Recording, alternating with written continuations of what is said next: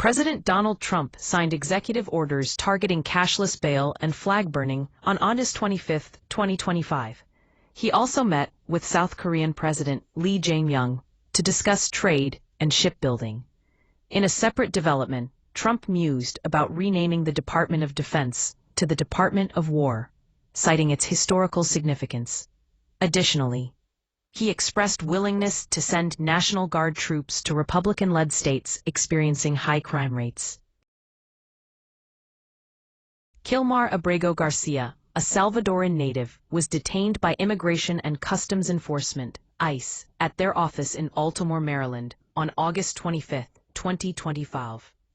He faces possible deportation to Uganda after rejecting a plea deal to be deported to Costa Rica. Abrego Garcia's attorneys accused the federal government of trying to force him to accept a guilty plea or face deportation to East Africa. The lawsuit, filed by his lawyers, requests that the court block the government from detaining Abrego Garcia more than 200 miles from the courthouse in Baltimore and prevent his removal to Uganda without first attempting to remove him to Costa Rica. Rapper Lil Nas X, whose real name is Montero Lamar Hill, has been charged with 4 felony counts following his arrest in Los Angeles on August 21. The charges include 3 counts of battery with injury on a police officer and 1 count of resisting an executive officer. His arraignment is scheduled for Monday in Van Nuys. A firefighting helicopter crashed into a pond in France on August 25, 2025. Eyewitness video captured the moment the helicopter spun out of control and crashed into the water. The incident occurred during a firefighting operation, but details about the cause of the crash are not yet available. An investigation is underway to determine the circumstances surrounding the accident. Turkey's transport minister was issued a speeding ticket after posting a video of himself driving at 140 miles per hour. The incident occurred on August 25, 2025, and has sparked controversy in the country. The feud between President Donald Trump and Maryland Governor Wes Moore has escalated into a high-stakes commerce fight over federal funding for the Francis Scott Key Bridge in Baltimore. The bridge collapsed last March after a container ship lost power and slammed into it. Trump raised the possibility of revoking bridge funding and deploying the National Guard to address the city's crime problem, while Moore argues that withholding dollars would derail critical infrastructure projects tied to the Port of Baltimore. The new bridge is expected to cost approximately $1.9 billion, and without federal dollars, Maryland would struggle to cover the cost, and construction timelines could slip past the current 2028 target completion. Donna Brazile, former chair of the Democratic National Committee, DNC, has dismissed California Governor Gavin Newsom's social media tactics mimicking President Donald Trump's style, as serious times require serious people. Newsom has been posting in all caps and using nicknames on his social media accounts, sparking praise from some outlets, but criticism from others. Brazile argued that Democrats need to come up with a new playbook to regain Congress and the White House, rather than imitating Trump's approach.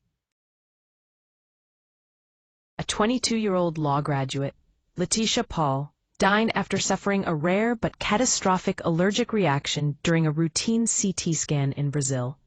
She went into anaphylactic shock moments after receiving iodinated contrast dye and died less than 24 hours later.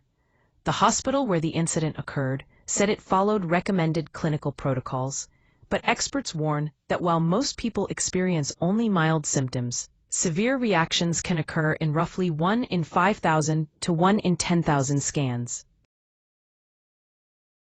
Washington Commanders wide receiver Terry McLaurin has reportedly agreed to a 3-year contract extension worth $96 million. The deal comes after McLaurin sought a new contract at the start of training camp and was placed on the physically unable to perform list when he reported. He recorded at least 1,000 receiving yards in 5 consecutive seasons, including last season's 82 catches for 1,096 yards and 13 touchdowns. McLaurin is set to be the focal point of the offense once again this season, with the Commanders welcoming the New York Giants for Week 1 on September 7th. President Donald Trump has threatened to sue over the Senate's century-old blue slip tradition, which he claims makes it impossible for him to appoint a judge or U.S. attorney. The blue slip is a long-standing practice where state senators give their approval for nominees for positions in their state. Trump has previously called the tradition a hoax and a scam used by Democrats to block his nominees. He has only confirmed 5 federal judges this term, compared to 234 in his first term. The lawsuit is expected to challenge the constitutionality of the blue slip practice. The Trump administration is moving to challenge a Supreme Court ruling that protected the burning of the American flag under the First Amendment with a new executive order calling for those who desecrate the U.S. flag while inciting violence or breaking other laws to face prosecution. A recent opinion piece published in Fox News argues that President Donald Trump must step in to rescue the city of Chicago from its own leaders, citing the city's high crime rates and failing infrastructure. The author, Douglas McKinnon, a former White House and Pentagon official, points out that over 40,000 people have been murdered in Chicago over the past 60 years, with many more wounded. He also notes that school children must cross war zones to get to school, highlighting the city's failing education system. The author suggests that President Trump can help save the city by deploying federal resources and intervening in the city's governance. However, Illinois Governor J.B. Pritzker has dismissed the idea, saying that there is no emergency warranting federal intervention. Former New York Governor Andrew Cuomo called his mayoral rival Zohran Mamdani a dangerous socialist, warning that socialism would be the death knell for New York City. Cuomo criticized Mamdani's plan to raise taxes on corporations and wealthy New Yorkers to fund his ambitious policy agenda, which includes free buses, no-cost health care, and city-run grocery stores. Cuomo, who is running as an independent candidate after losing to Mamdani in June, said the general election electorate is much different from the Democratic primary voters who supported Mamdani. He emphasized that New York City people are not socialists and want jobs and growth, not government freebies and anti-business policies. President Donald Trump bragged about his relationship with North Korean leader Kim Jong Un at the White House just before meeting with South Korea's new president in Washington. During Trump's first term in office, the president met with Kim on multiple occasions, including in Singapore in 2018 and then twice in 2019 in Vietnam and within North Korea, for denuclearization talks. Former Republican Representative Mayra Flores defended the new redistricting map in Texas, saying it actually increases Hispanic representation in Congress. The map creates 4 out of 5 new districts as Hispanic-majority districts, which is a significant increase from the previous map. Flores, who was born in Tamaulipas, Mexico, and represents a border district, said that conservative Hispanics are switching to the Republican Party due to the Democratic Party's shift to the left. She also pointed out that Texas, Florida, California, and New York are worth revisiting on a congressional districting basis due to trends of major ingress from these states. Critics, however, have accused Republicans of diluting Latino and Black representation in the new map by packing them into districts where they have more of a majority than needed to win representation. The Netflix show Emily in Paris has resumed filming just 2 days after the sudden death of a 47-year-old assistant director on set. Diego Barella collapsed and died while filming a scene inside Hotel Danieli in Venice, Italy on August 21st. The 5th season of the show is scheduled to premiere on December 18th. Lily Collins, who stars as Emily Cooper in the Netflix hit, was spotted on set on August 23rd, just 2 days after Barella's death. Paramount Television Studios confirmed Barella had died during filming and expressed their condolences to his family and loved ones.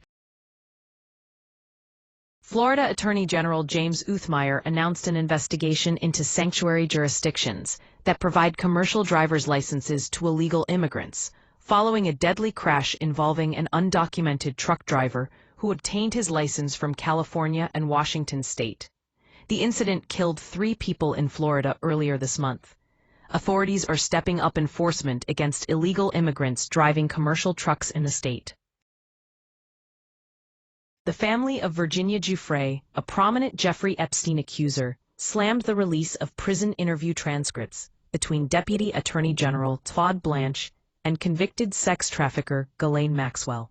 The family accused the DOJ of giving Maxwell an opportunity to rewrite history.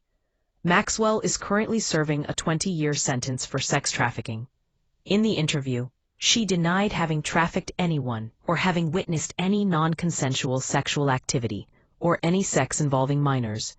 Giuffre's family stated that the content of the transcripts is in direct contradiction with Maxwell's conviction for child sex trafficking. Tennis star Daniil Medvedev had a meltdown during his match against Benjamin Bonzi in the U.S. Open on August 24, 2025.